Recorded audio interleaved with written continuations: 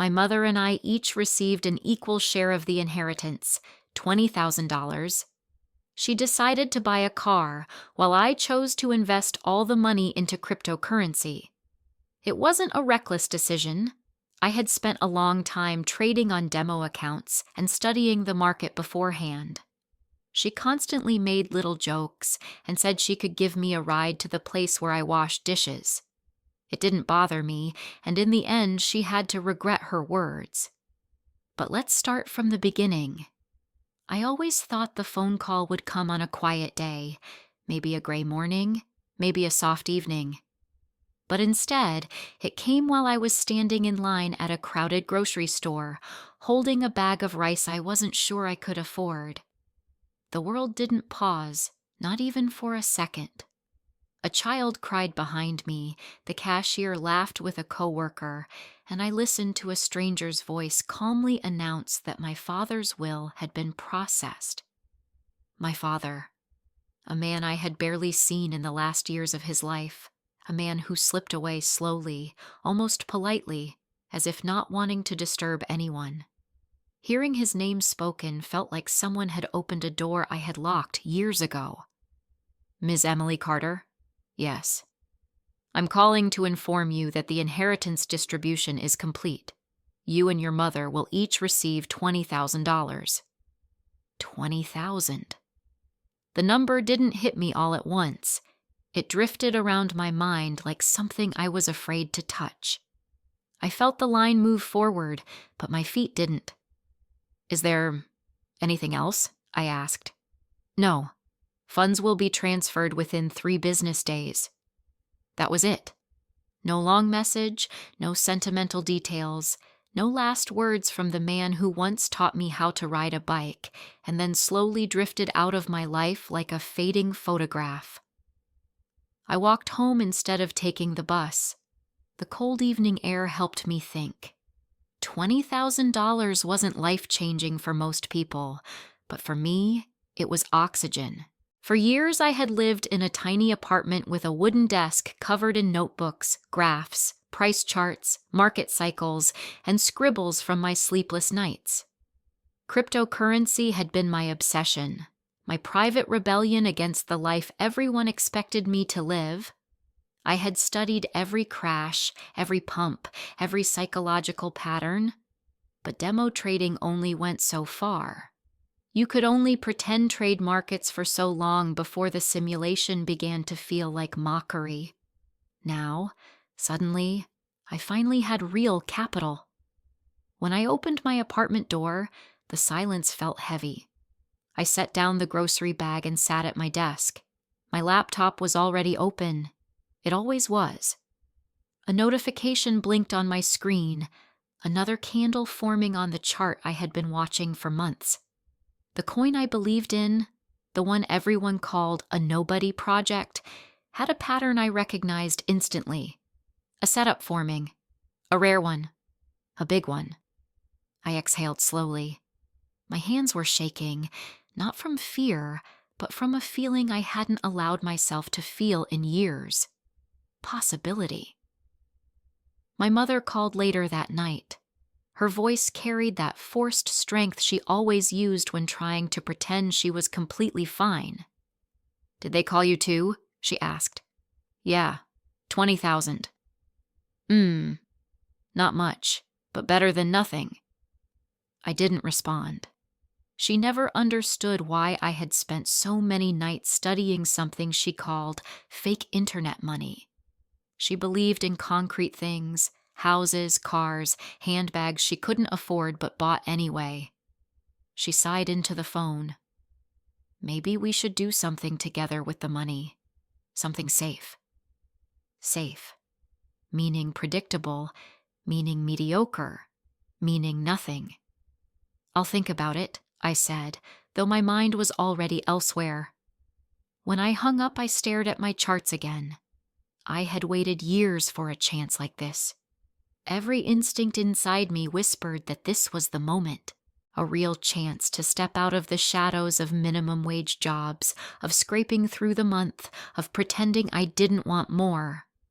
But under that excitement, there was something else. guilt. The money came from my father, and part of me wondered if using it for something risky was disrespectful. Another part of me whispered that maybe this was his final apology, a chance for me to build a life he never provided, a chance to do the one thing no one believed I could. I closed my eyes and imagined placing the trade. I imagined the charts moving. I imagined my future reshaping itself. I didn't know yet how far this decision would take me. I didn't know how much it would change my relationship with my mother, or how much laughter, humiliation, and triumph weighted down this road. All I knew was this: for the first time in my life, the world wasn't happening to me. I had $20,000, and I was finally ready to make it move. The money arrived on a Thursday morning, quietly, without ceremony. I checked my bank app 3 times to be sure, half convinced it was some digital mirage that would vanish if I blinked too hard. But it stayed there, $20,000, real and sharp on the screen, like a door finally opening. I didn't celebrate. I didn't even smile.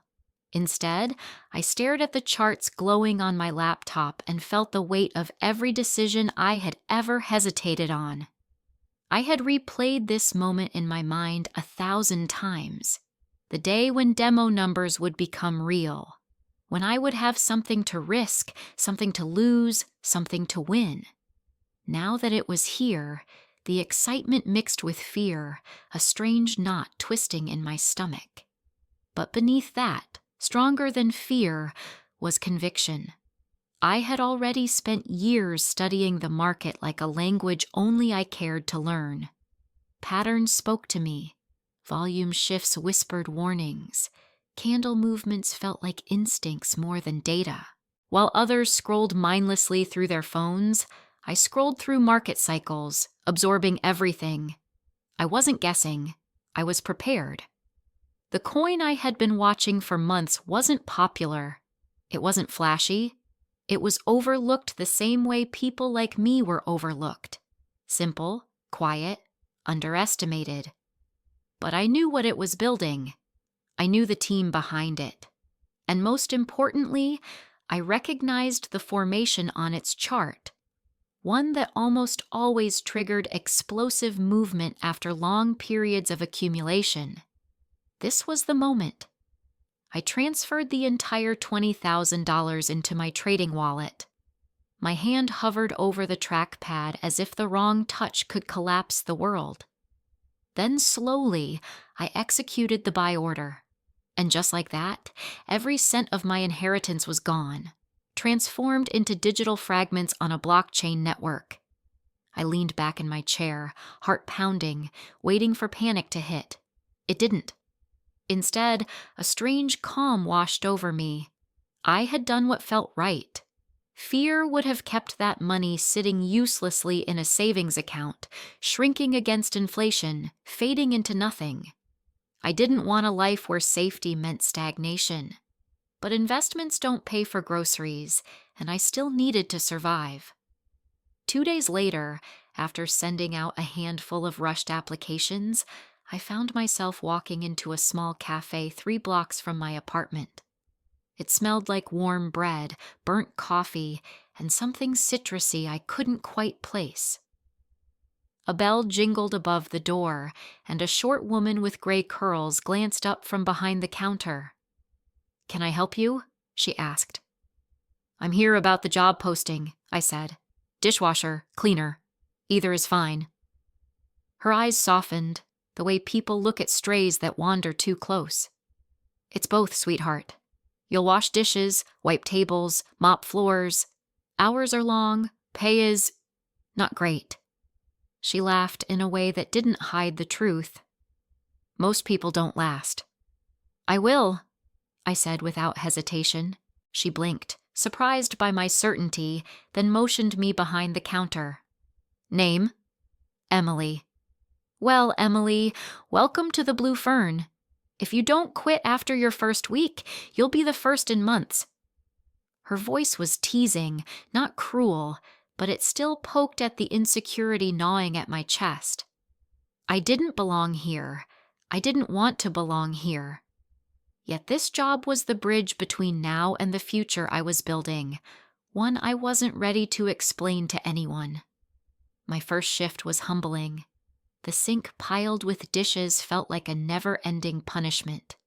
Steam fogged my glasses, my hair stuck to my forehead, and every minute I spent scrubbing plates, I imagined my coin fluctuating in value without me watching it. My muscles ached by the end of the night, but the ache felt meaningful, almost grounding. When I got home, I opened my charts immediately. No major movement. Slow consolidation. Perfect. The pattern was still forming, and I felt a strange comfort knowing the market hadn't made its move while I was gone. Over the next week, I found a rhythm: work, charts, sleep, repeat. My mother called twice, both times asking vague questions about how I was using the money. I dodged her politely. It was too early. I didn't want her sighs of disappointment poisoning my conviction. One evening, after a particularly exhausting shift, I stood outside the cafe looking at the dim reflection of myself in the window.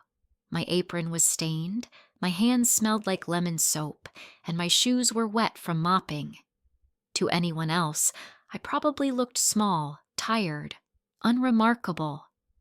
But inside, beneath the exhaustion, was a spark. Every plate I washed brought me one day closer to proving I wasn't some foolish dreamer chasing imaginary coins.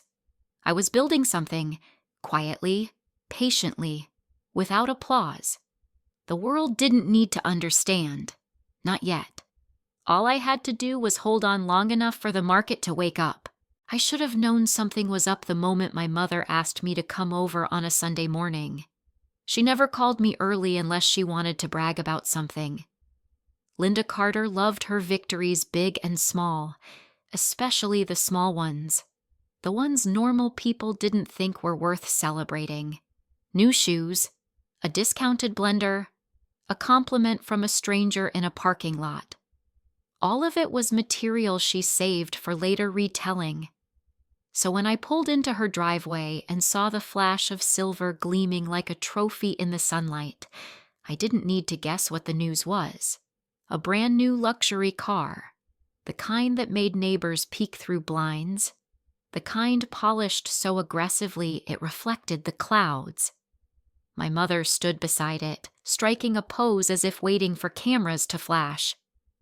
"Emily, you're finally here," she called, waving dramatically. I stepped out of my old second-hand sedan and walked toward her. She was practically vibrating with excitement. "What do you think?" she asked, gesturing with both hands. "It's shiny," I said, because it was the only safe answer. She scoffed. "Shiny? Sweetie, this is a masterpiece of engineering. Heated seats, built-in fragrance diffuser, panoramic roof, and listen." She pressed a button on the key fob. The car lit up like a futuristic spaceship. She sighed with satisfaction. "I added some of my savings to the inheritance," she said proudly. "Thought it was about time I treated myself. I work hard, you know." There it was, the practiced line, prepared long before I arrived. "That's a big purchase," I said gently. "Are you sure?" "Yes, I'm sure," she snapped lightly, the way she always did when she sensed the faintest suggestion of caution. "I deserve something nice. Your father never gave me anything good, so I chose something good for myself."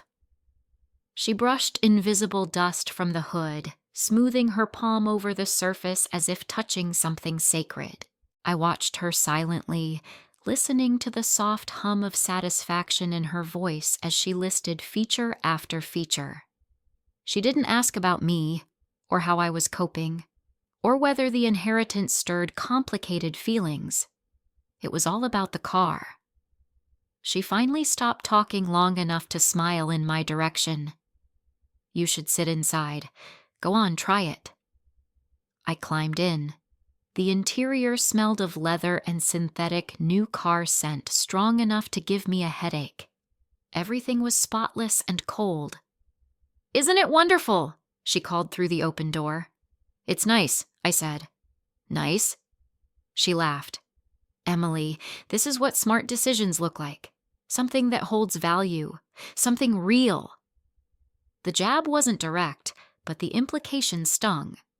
She didn't know what I had done with my inheritance yet, but she had already formed her judgment. When I stepped out, she linked her arm through mine, unusually affectionate. "Come on inside. I made coffee. And don't worry, sweetie. One day you'll make a responsible purchase, too." I followed her into the house, my shoes squeaking slightly on the polished floor. She talked the entire time about the dealership, how the salesman complimented her taste, how other customers stared at her during the test drive. Her voice carried the triumphant rhythm of someone who believed she had outsmarted the world.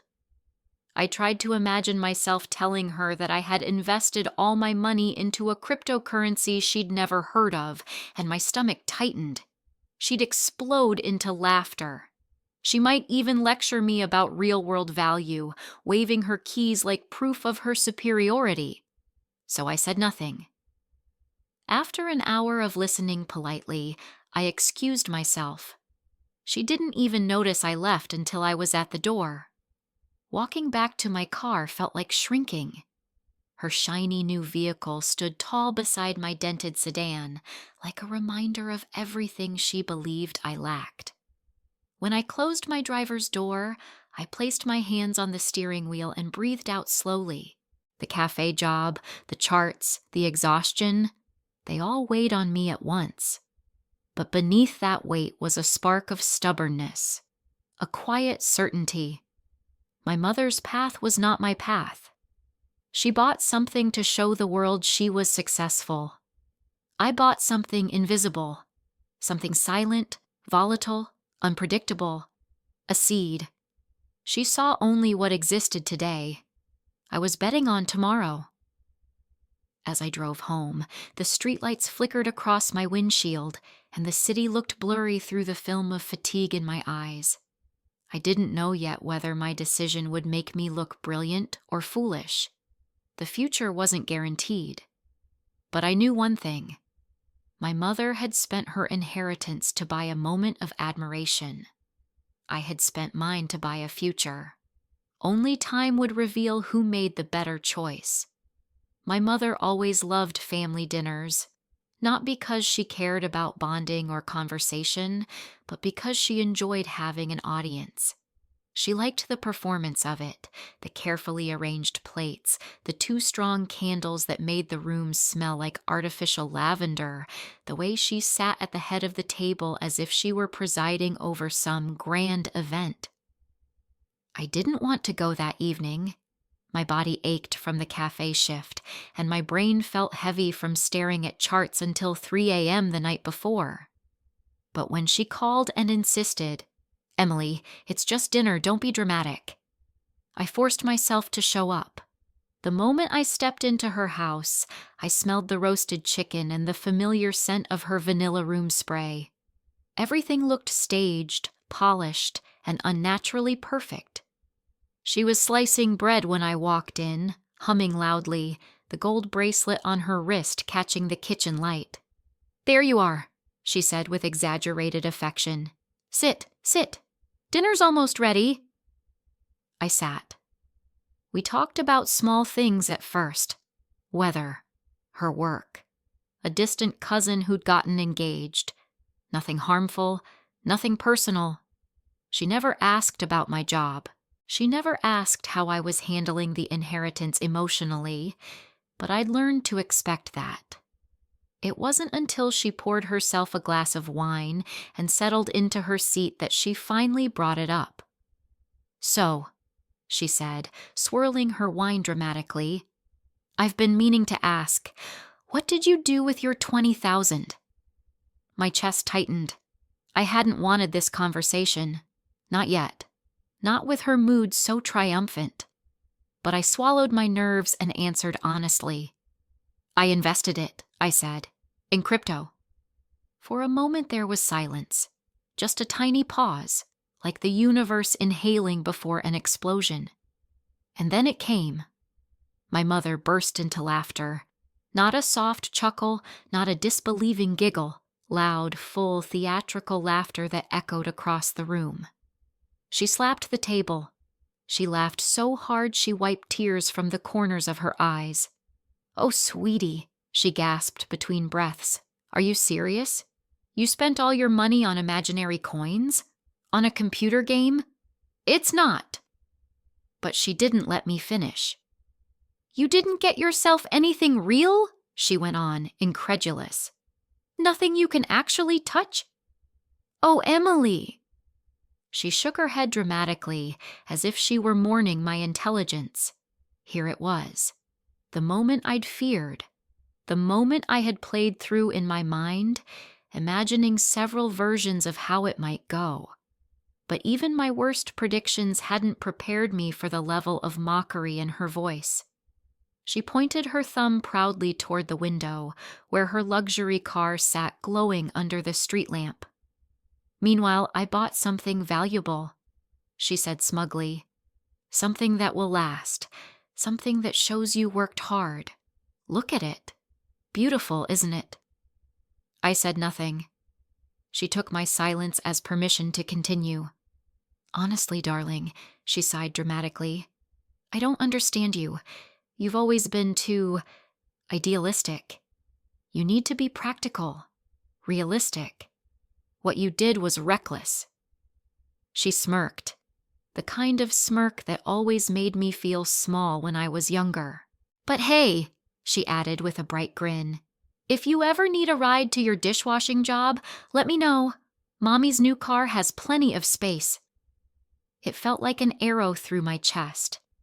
I stared at her, the woman who raised me, the woman who always found a way to turn her insecurities into insults, the woman who wanted to win even when no one was competing. My throat tightened, but I kept my voice even. "I'm fine, Mom," I said quietly.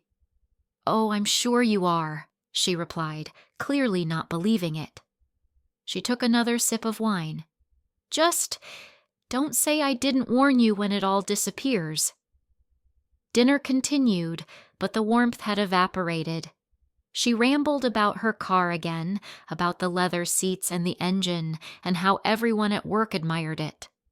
I nodded where appropriate, though I barely heard the words. Inside, something cold settled in my chest. Not anger, at least not the sharp kind. It was something duller, something that had been building for years. A deep, quiet disappointment. A realization that no matter what I did, she would always measure success by material weight. When the meal ended, she hugged me at the door as if she hadn't just belittled my choices. Her perfume clung to my clothes long after I left, a reminder of the night I wished I could erase. I drove home with the windows down, letting the cold air numb my cheeks. I replayed her laughter in my mind, each echo sharper than the last. My investment hadn't moved much since I bought in, still steady, still forming its pattern. But tonight, fear crept into me like poison. What if I was wrong? What if she was right? What if I had thrown away the only chance my father ever gave me? When I got home, I collapsed into my desk chair and stared at the charts glowing on my laptop, lines and candles slowly moving in the dark. "This will work," I whispered to myself. "It has to." I didn't know then how much humiliation lay ahead, or how many times I would replay her laughter in my memory like a cruel soundtrack. All I knew was that I couldn't give up. Not after everything I had sacrificed. Not after everything she said. Not after tonight.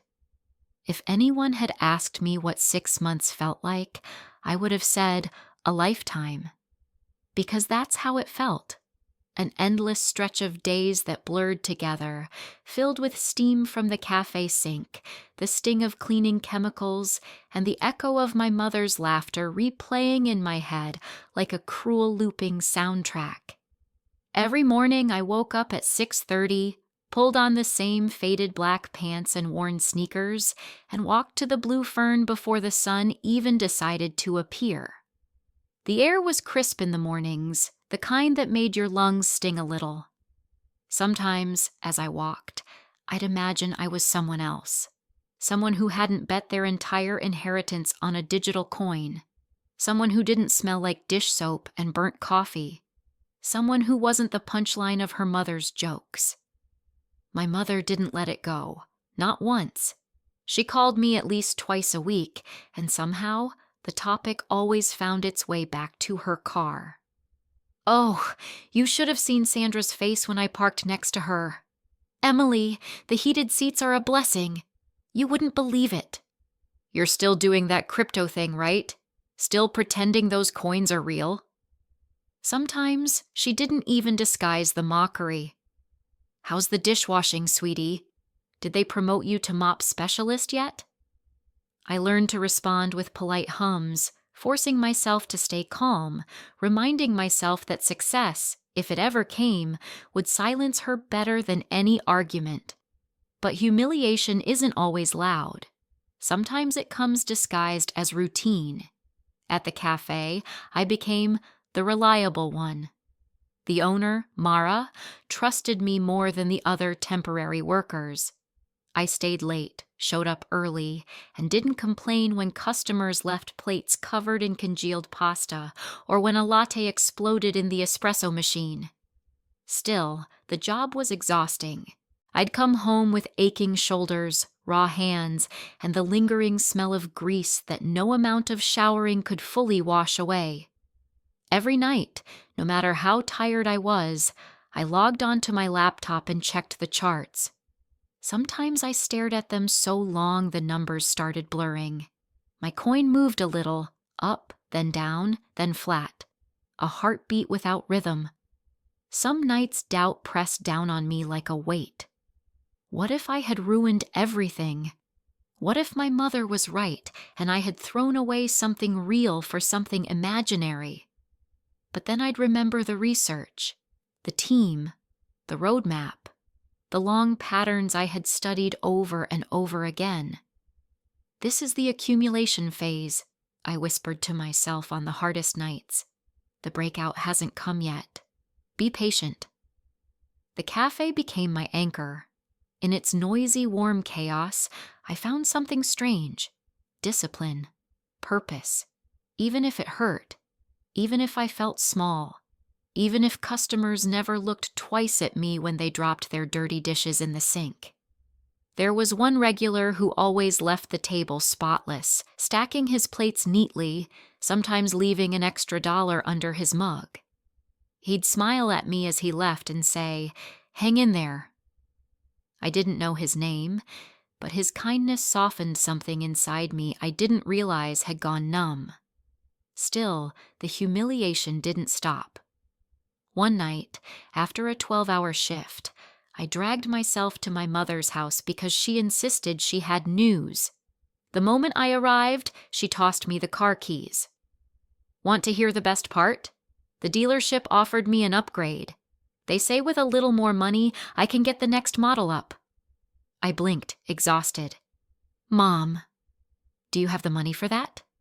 Oh, don't worry about it, she said, waving a dismissive hand.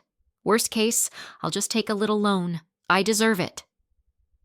Meanwhile, I walked 3 miles every morning because I didn't want to waste money on gas. Before I left that night, she leaned against her shiny car and said, "You know, Emily, maybe it's not too late for you to do something practical with your life. Crypto is gambling. Washing dishes isn't a career. You're young. You can still fix things." I drove home in silence, gripping the steering wheel so tightly my knuckles went white. Her words lodged themselves deep inside me, like splinters I couldn't pull out. The next day at the cafe, I worked harder, cleaned faster. anything to drown out the voice telling me I was failing. But when I got home that night and opened the charts, something unexpected happened. A tiny green candle appeared, small, barely significant, easily ignored. But it was there, a spark, a beginning. I leaned closer to the screen, my heart thumping as if I'd found a pulse in something I thought was dying. One candle didn't mean a breakout. It didn't mean success, but it meant movement. It meant possibility. And for the first time in months, a whisper of hope cut through the exhaustion. "Hold on," I told myself. "Your time is coming. You just have to survive until the moment arrives." I didn't expect the world to shift that morning. It started like any other. Alarm ringing too early, my body begging for sleep, my hands still sore from endless scrubbing the day before. I dragged myself from bed, tied my hair into a messy knot, and stared at my reflection. Tired eyes, dull skin, the face of someone who had forgotten what hope felt like. I boiled water for instant coffee, the cheap kind that tasted like burnt cardboard, and sat at my desk out of habit. My laptop glowed softly in the dim room. I didn't plan to check the charts right away. I didn't have the emotional bandwidth for another day of flat lines and tiny flickers. But my fingers moved before I could think, opening the tab I had memorized like a prayer. At first, I didn't understand what I was looking at. The chart wasn't flat. The little green candle from the night before had grown, no, exploded, stretching upward with a strength I hadn't seen in months. I blinked hard, thinking I was half asleep and imagining it. But then another candle started to form, then another, each one climbing higher. "What?" I whispered, leaning closer until my nose almost touched the screen. The price was up 40%. My heart began racing, pounding so hard I could hear it in my ears. I clicked refresh again and again, terrified the screen would snap back to reality and show me the same stagnant chart I'd watched for half a year. It didn't. Instead, the price surged again, up 75%, then 120%. It felt like watching a sleeping giant wake up and stretch in one violent motion, shaking the dust from its limbs. I covered my mouth with both hands, trembling. My coffee sat untouched, cooling beside me. Within an hour, the coin hit X5. My $20,000 had turned into $100,000. I jumped from my chair, pacing the room like a trapped animal. I wanted to scream, laugh, cry, maybe all at once. But the overwhelming emotion wasn't joy. It was disbelief. After months of humiliation, exhaustion, and self-doubt, this felt unreal, fragile, like a dream that might vanish if I breathed too loudly. I typed frantically through community channels and news feeds. Messages were exploding everywhere. Some partnership announcement had leaked early. Big investors were buying in. The project I believed in was finally being noticed. I sat back down, staring at the green candles skyrocketing up the chart. This wasn't a spike. It was a full eruption. By noon, it hit X10. My $20,000 was now $200,000. I laughed then, a strange, nervous laugh that bordered on madness. My hands shook so violently I could barely click the tabs. I thought of my mother's mocking voice, of her smirk when she bragged about her car, of her calling my investment imaginary. I felt something inside me unravel, slowly, like a knot loosening for the first time in years. But I didn't sell yet. Not out of greed. No, I was too terrified to touch anything. I needed to see where it went. Around 4 p.m., after hours glued to my chair without eating, drinking, or even stretching, the price surged again. It pushed past X12, X15, X18. Then it hit X20. For a long moment, I sat frozen, staring at the number as it pulsed on the screen. My $20,000 was now worth $2,000. $2 million. A number so large it didn't feel real. like it belonged to someone else. My breath came in short, sharp bursts, and I pressed a hand to my chest because my heart felt like it was trying to escape my rib cage. This is it, I told myself. This is the moment you dreamed about. This is the moment that changes everything. With hands shaking so badly I could barely control the mouse, I sold. One click, another. Confirmation. And just like that, the trade closed. $2 million. $2 million. I leaned back in my chair and covered my face. A sob escaped me. Pure relief, pure release. Months of humiliation, of exhaustion, of doubts whispering poison into my ears, they all collapsed in one overwhelming rush. I slid onto the floor, back against the desk, knees drawn to my chest. I wasn't used to feeling victorious. I didn't know how to hold it, how to breathe through it. Tears streamed down my face, not from sadness, but from something far deeper. The strange, overwhelming realization that I was finally free. Free from scraping dishes for survival. Free from my mother's crushing judgment. Free from fear. When I finally gathered myself, I stood shakily and walked to the small window overlooking the quiet street below. The world outside looked the same. Cars passing, distant chatter, a dog barking, but nothing inside me was the same anymore. I made a silent promise. Right then and there, I would change my life. I would build something real, and I would never let anyone make me feel small again. The girl who walked into the Blue Ferns 6 months ago was gone, and the woman who stood by the window now, she had $2 million and a future wide open in front of her. For the first time in 6 months, I didn't set an alarm. I didn't have to. I woke up naturally, sunlight slipping through the blinds like a gentle reminder that life had changed during the night. My mind felt strangely light, so light it took a few seconds to remember why.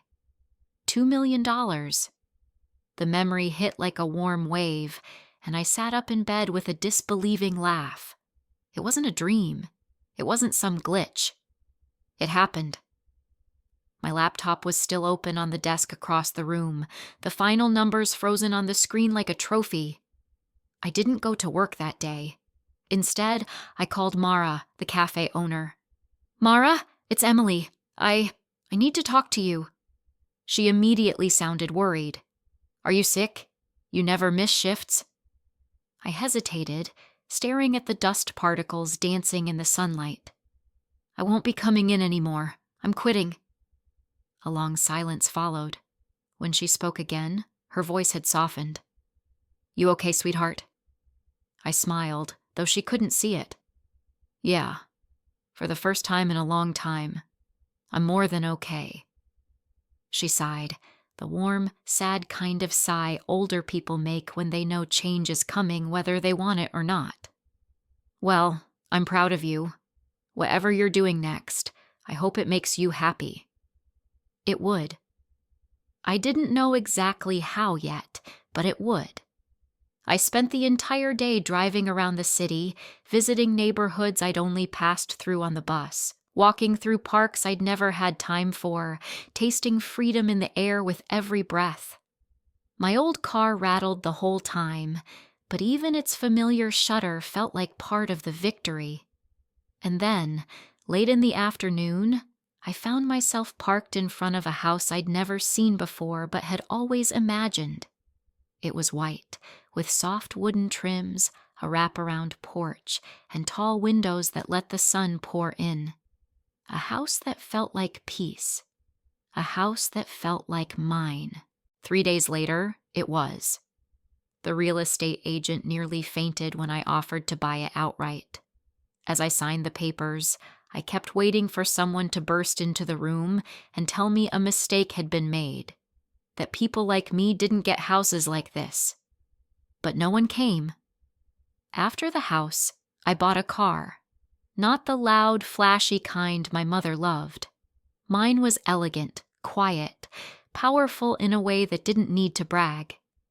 I ran my fingers across the smooth leather interior and smiled, imagining the first time my mother saw it. But the biggest decision came unexpectedly. I was driving past the Blue Fern one evening. The familiar striped awning fluttered in the breeze, and through the window I saw the staff rushing around just like always, juggling plates and coffee orders.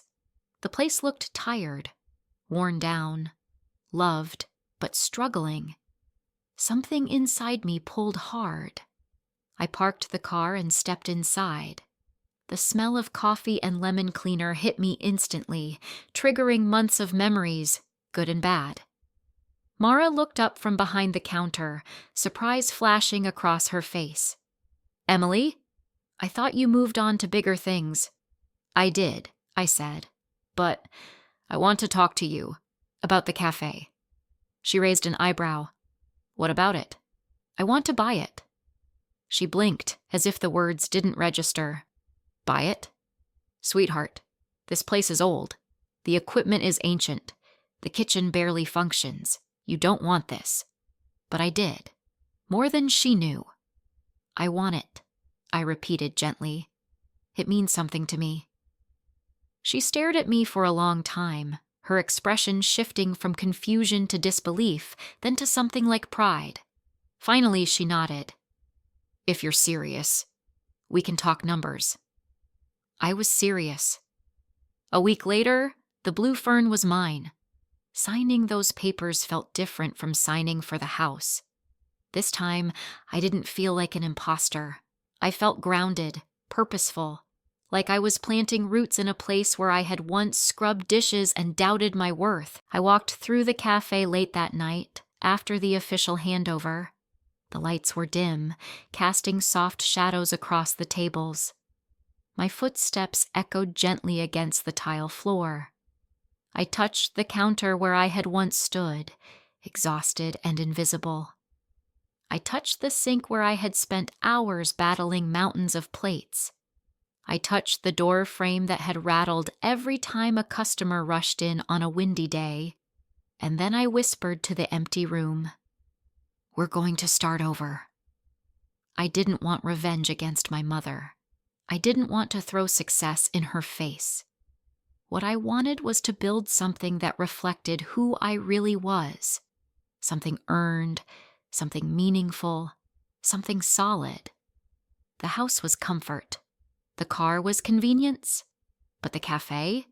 The cafe was a declaration. This was where I had been underestimated. And now, it would be where I rose. The first morning I unlocked the cafe as its owner, I stood in the doorway for a long moment, letting the smell of coffee grounds and old wood wash over me. It felt surreal, like stepping into a version of my life I once thought belonged only in daydreams.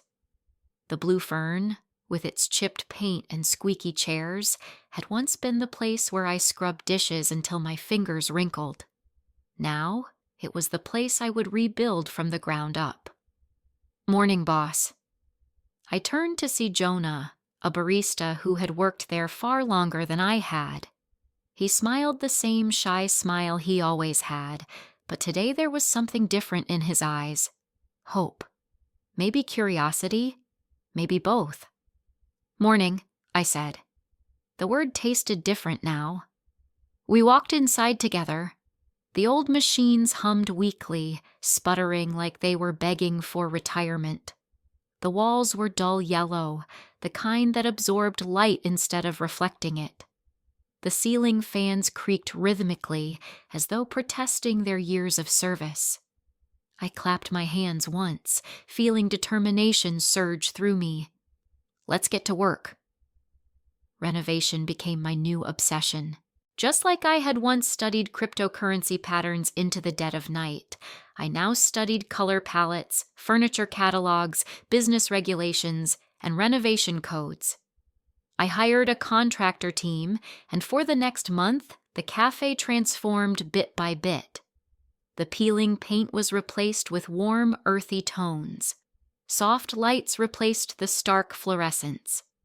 Wooden shelves lined the walls, filled with plants and books people could borrow with their coffee. The old bar counter was sanded down and varnished until it glowed like honey. Every change felt like stitching together a version of myself, one I hadn't known I could be. I let the team choose new uniforms too. Soft beige aprons with embroidered ferns, comfortable and simple.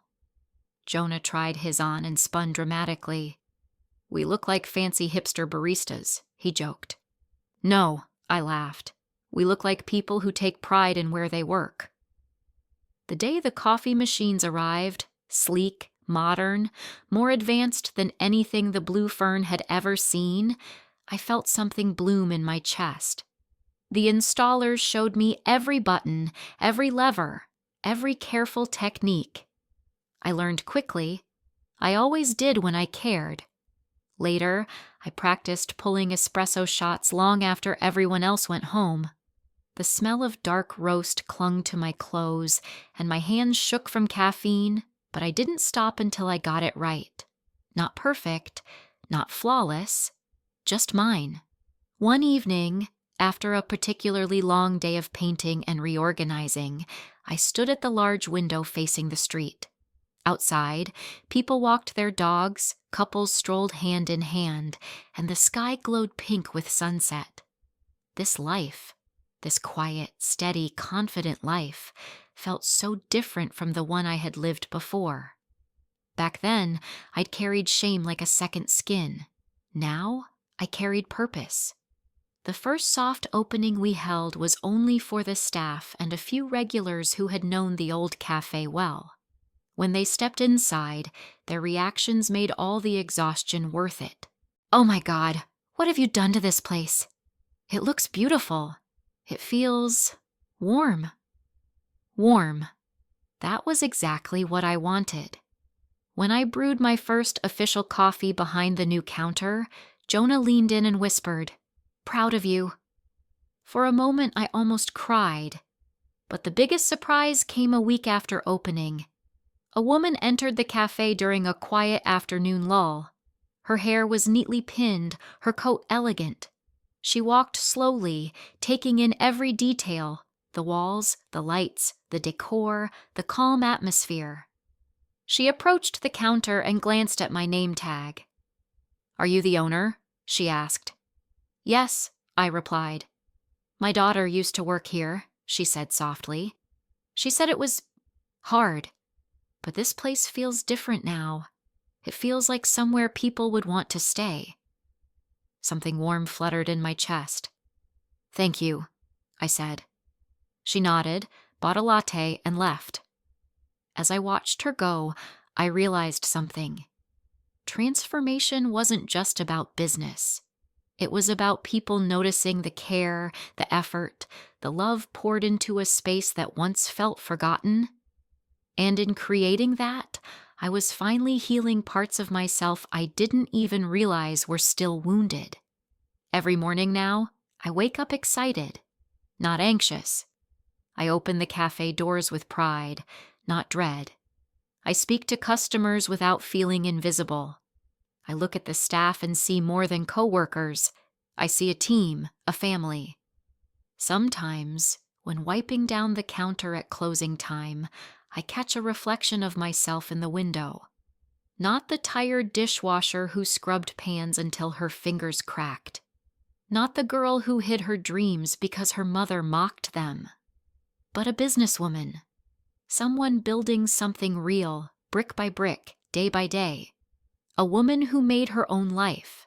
A woman who proved, to herself, more than anyone, that she was capable of rising from humiliation, uncertainty, and smallness. And the best part? This was only the beginning. I didn't plan the visit. It wasn't a dramatic decision or a triumphant moment I'd fantasized about.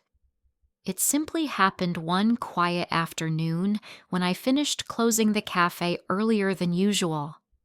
The street outside was calm, washed in golden evening light, and for the first time in months, I felt the urge to drive somewhere without thinking. Before I could second-guess myself, I found my keys in hand and walked to my car. My new car.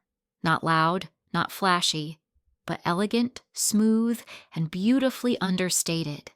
The kind of car whose confidence wasn't measured in stares, but in silence. The engine purred to life, and I drove through familiar neighborhoods that suddenly looked smaller, like the world had shrunk while I expanded. By the time I pulled into my mother's street, my heartbeat had become a heavy drum in my chest. Her house appeared exactly as I remembered. Tidy yard, wilted flowers she never bothered to replace, peeling paint on the side she insisted wasn't that bad. And there, in the driveway, sat her pride and joy, her luxury car. Only, it didn't shine anymore. Dirt streaked the sides, the wheels were dull, and one of the mirrors had a crack in it. Something about that made me pause. My mother never let anything she bragged about go without a weekly cleaning. I parked beside it. My car looked noticeably newer, sleeker, more expensive, even though I hadn't intended it as a statement. I stepped out. My heels clicked lightly against the pavement. The sound must have caught her attention because the front door swung open. Linda appeared in the doorway, wearing a robe and slippers. Her hair was tied loosely, as if she hadn't bothered to style it. When her eyes landed on my car, her jaw didn't drop. It collapsed. She stepped out onto the porch slowly, blinking as though sunlight burned. "Emily, what? What is that?" Her voice trembled with disbelief and something sharper, fear maybe. "My car," I said. She walked toward it, her hand hovering inches above the door frame without daring to touch it. I stood there quietly, watching her face shift through expressions I'd rarely seen. Confusion, awe, envy, panic. "It's newer than mine," she murmured. I didn't respond. "And nicer," she added in a whisper. Still, I said nothing. Finally, she turned to me. "Where did you get the money for this?" I held her gaze. "From my investment." The words hit her harder than a slap. She swallowed, her throat tightening visibly. A flush crawled up her neck. "You mean the crypto?" she asked weakly. "Yes." She opened her mouth, closed it, then opened it again. "But I thought you said it wasn't doing much. You said—" I said nothing because you mocked me every time I tried to explain anything. Her face fell. For the first time in years, she didn't have a comeback ready. Instead, she looked down at her slippers, suddenly appearing smaller, older. "Can you come inside for a moment?" she asked. I hesitated, but I nodded. Inside, the house felt different, not physically, but emotionally. The once bright energy she filled it with had faded. The walls seemed tired. Even the smell of her vanilla spray felt weaker, like she'd run out of ways to mask reality. She motioned for me to sit at the kitchen table, the same table where she'd once laughed at my investment. I remained standing.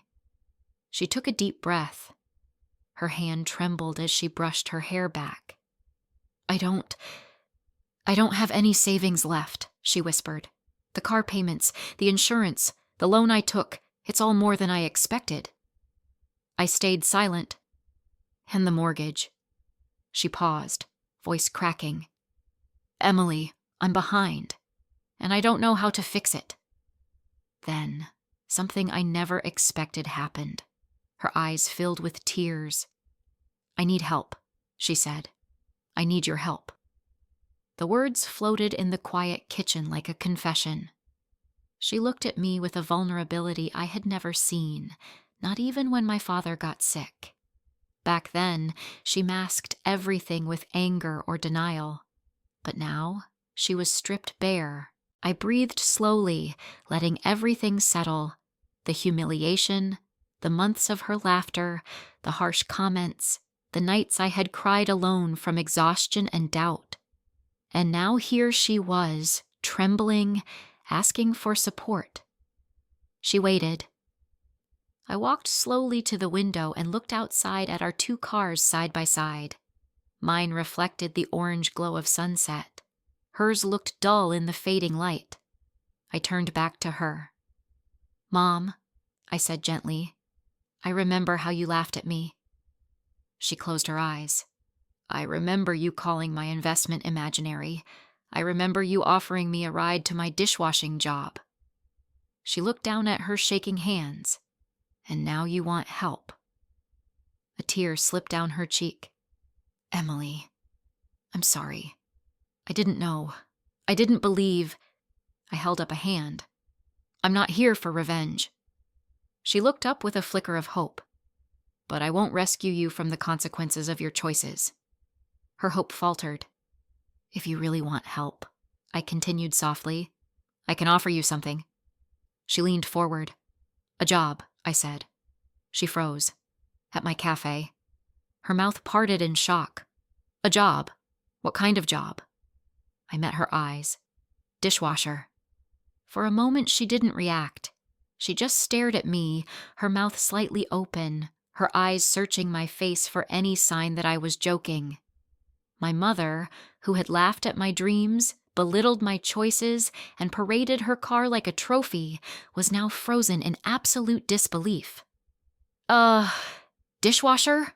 she finally whispered, the word brittle and sharp. "Yes," I said calmly. Her hand flew to her chest. "Emily, you can't be serious." "I am. You want me to wash dishes? Me?" She blinked rapidly, as if trying to wake herself from a nightmare. "I'm your mother." "I know." She stepped back, gripping the edge of the table as if the room had tilted. "I can't do that. People know me here. They'd see me. They'd talk." I shrugged gently. "Then perhaps you should have thought about that before you spent your inheritance on a car you couldn't afford, before taking out loans you couldn't manage, before mocking me every time I tried to do something meaningful with my life." Her cheeks flushed, shame blooming like a bruise. "I didn't know," she whispered. "I didn't know you'd succeed. I thought I was protecting you from disappointment." "No," I said softly but firmly. "You were protecting your ego. You couldn't stand the idea that I might be right about something you didn't understand." She opened her mouth, but no defense came out. I continued. "I'm not trying to hurt you, and I'm not trying to get revenge. But I'm not responsible for fixing the mess you created. If you want help, if you want stability, I can offer you employment. I can set a schedule that works for you. I can pay you fairly. But I won't reward irresponsibility with a bailout." Her eyes filled with tears, real ones. For a moment, the room felt unbearably heavy, as if every unspoken word we'd buried for years had risen between us. "Emily, please," she whispered. "I'm your mother. I've made mistakes, but We all make mistakes," I interrupted gently. "But we have to live with them." She sank into a chair. The robe she wore, once pristine and white, looked wrinkled now, tired. Her voice broke when she finally spoke again. "I don't know if I can do it. I don't know if I can face people." I nodded. "Then you'll need to find another way. But I'm not your safety net. Not anymore." Silence settled like dust. Eventually, she whispered, "I never thought you'd end up being the strong one." I felt something shift in me, not triumph, not resentment, something closer to peace. "I had to become strong," I said. "You didn't believe in me, so I learned to believe in myself." Her tears came freely then, slipping down her cheeks in quiet streaks. She didn't sob. She didn't beg. She just cried like someone unraveling. I watched her for a moment, my own emotions tightening in my chest. Despite everything, she was still my mother. But the difference now was that I finally understood the limits of what I could carry for her, and what I no longer needed to. I placed a hand on the back of the chair, not touching her, just steadying myself. "I need to go," I said softly. She didn't look up. She simply nodded. I walked outside, the cool air wrapping around me like a silent embrace. The sun had dipped low, casting streaks of orange across the sky.